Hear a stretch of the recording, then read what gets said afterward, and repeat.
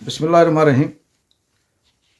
ज़रूरत की चीज़ अगर ज़रूरत से ज़्यादा मिले तो वो गैर ज़रूरी हो जाती है। जेट आउट इंस्पायर से मैं हूं इकबाल जंजुआ। एक छोटे से गांव में एक ताजिर समुद्र के किनारे बैठा था। उसने देखा कि एक माहीगीर छोटी सी कश्ती में बड़ी बड़ी मछलियां पकड़कर किनारे की तरफ आ रहा है। जब वो माहीगीर किनारे पे पहुंचा तो ताजिर ने उससे पूछा कि आपने ये मछलियां कितने देर में पकड़ी।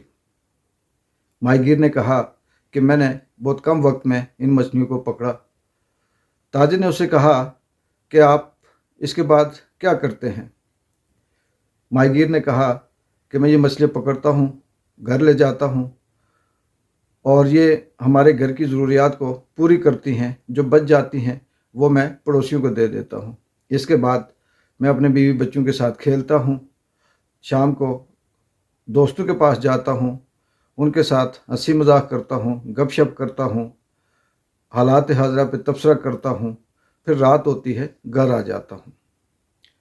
ताजिर ने कहा कि मैं अगर आपको तजवीज़ दूँ तो आप कबूल करेंगे। माहीगीर ने कहा जी बोले। ताजिर बोला कि मैंने बिज़नेस में पीएचडी की हुई है। अगर मैं ये कहूँ कि आप समुद्र में ज़्यादा वक्त लगाएं, ज़्यादा मछलियाँ पकड़ें और उनसे आप ज़्यादा पैसा कमाएंगे।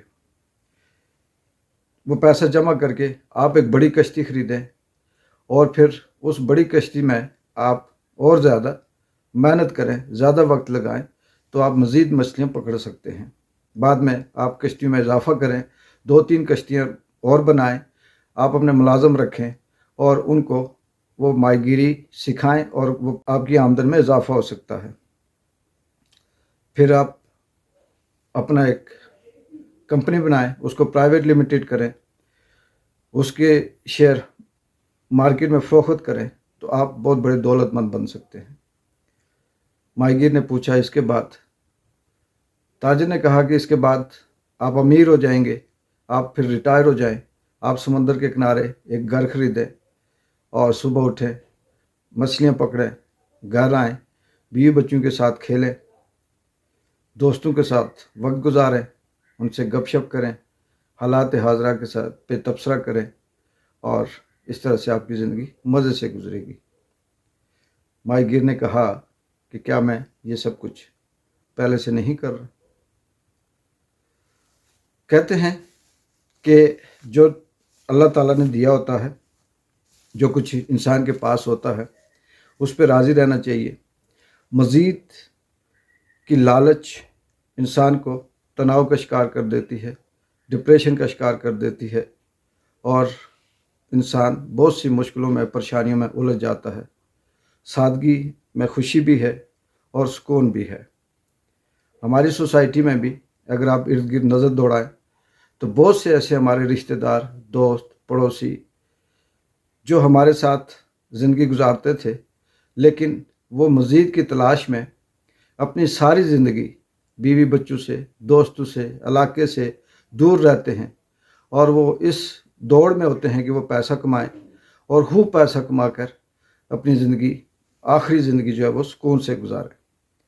वो इसी जद्दोजहद में लगे रहते हैं और जब वो बूढ़े हो जाते हैं, जब वो कुछ करने के काबिल नहीं रहते, तो मुश्किल से उनको एक छोटा सा घर नसीब होता है या फिर अपने बीवी बच्चों की वो उम्र जिसमें वो ना उनसे गप कर सकते हैं, ना प्यार कर सकते हैं, ना उनके साथ बैठ के बात कर सकते हैं और वही दौलत उसी तरह बैंक में जमा होती है या फिर अभी वो अधूरी होती है और वो अल्लाह को प्यारे हो जाते हैं।